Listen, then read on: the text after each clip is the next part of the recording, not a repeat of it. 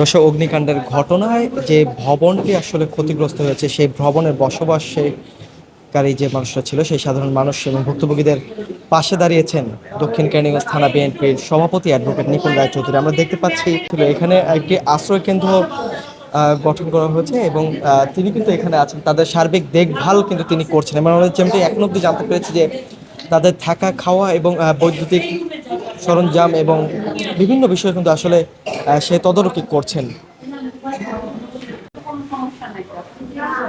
রাতের খাবারটা দিয়ে দিবে খিচুড়ি, ওটা খেয়ে আমাদের স্যালাইন ট্যালাইন থেকে শুরু করে সব কিছু দেবে। আমার কথা হলো বাচ্চাদেরকে নিরাপদে রাখবে।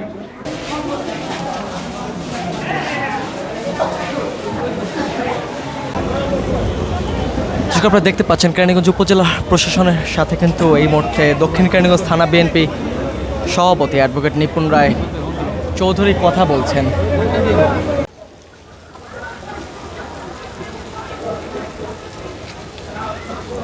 ভোর থেকে কিন্তু আমাদের বিএনপি নেতৃবৃন্দরা, বিএনপি অঙ্গ সহযোগী সংগঠনের নেতৃবৃন্দরা, আপনারা দেখেছেন স্বেচ্ছাসেবকের জ্যাকেট পরে তারাও কিন্তু এই হতাহত পরিবারগুলোকে রক্ষা করার জন্য সর্বোচ্চ ঝুঁকি নিয়ে কাজ করেছে। যাই হোক, আমরা বিএনপি মানুষের জন্য রাজনীতি করি, জনগণের কল্যাণের জন্য, মানুষের ভাগ্য উন্নয়নের জন্য করি, জনগণকে নিয়ে আমাদের কাজ। আমরা যখন দেখেছি যে সাধারণ জনগণ রাস্তাতে মানবেতর জীবনযাপন করছে, আমরা তাৎক্ষণিকভাবে আমি আপনাদের সাথে কথা বলেই কিন্তু আমি এখানে চলে এসেছি এবং এই কবরস্থানের আশেপাশে এবং আমাদের এই মহিলা ডিগ্রি কলেজের আশেপাশে যে সকল আমাদের শরণার্থী মা বোনেরা আছেন তাদেরকে আমরা সসম্মানে আমি ভিতরে নিয়ে এসেছি। আনার পরে তাদের টোটাল আমি এ পর্যন্ত আমার 42টি পরিবারের নাম এবং তাদের পরিবারে কতজন সদস্য আছে, মোবাইল নাম্বার, এগুলো আমরা কালেক্ট করেছি এবং তারা তাদের মধ্যে কারা রাত্রির যাপন করবেন, এখানে থাকতে চান, যাদের জায়গা নাই, তাদের নামগুলো আমরা আইডেন্টিফাই করেছি। টানা তৃতীয়বার অর্জন করেছে দেশের সেরা সুপার ব্র্যান্ড স্বীকৃতি বসুন্ধরা টিস্যু।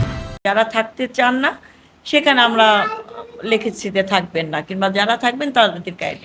তাৎক্ষণিকভাবে আমরা খবর নেওয়ার চেষ্টা করেছি তাদের কি কোনো ট্রিটমেন্ট লাগবে কিনা, কিংবা তারা ক্ষুধার্ত কিনা, খেয়েছে কিনা কিছু। অনেকে তখন বলেছে যে সারাদিন খায়নি, তাদের খাবারের ব্যবস্থা করেছে, খেয়েছে এবং বিরিয়ানির ব্যবস্থা করেছে তাৎক্ষণিক। আমাদের তো প্যাকেট বিরিয়ানি ছাড়া উপায় ছিল না। এবং এর পরবর্তীতে ওনাদের নাম যখন আমার লিস্ট করা হয়ে গেল তখন আমার এদেরকে রাখার জন্য আমার তো আইন শৃঙ্খলা সহযোগিতা লাগবে এবং উপজেলা প্রশাসককে আমাকে অবগত করতে হবে, ইউনিয়ন পরিষদের যিনি আছেন তাকে আমাকে অবগত করতে হবে এবং সেই সাথে দক্ষিণ থানা ওসিকে।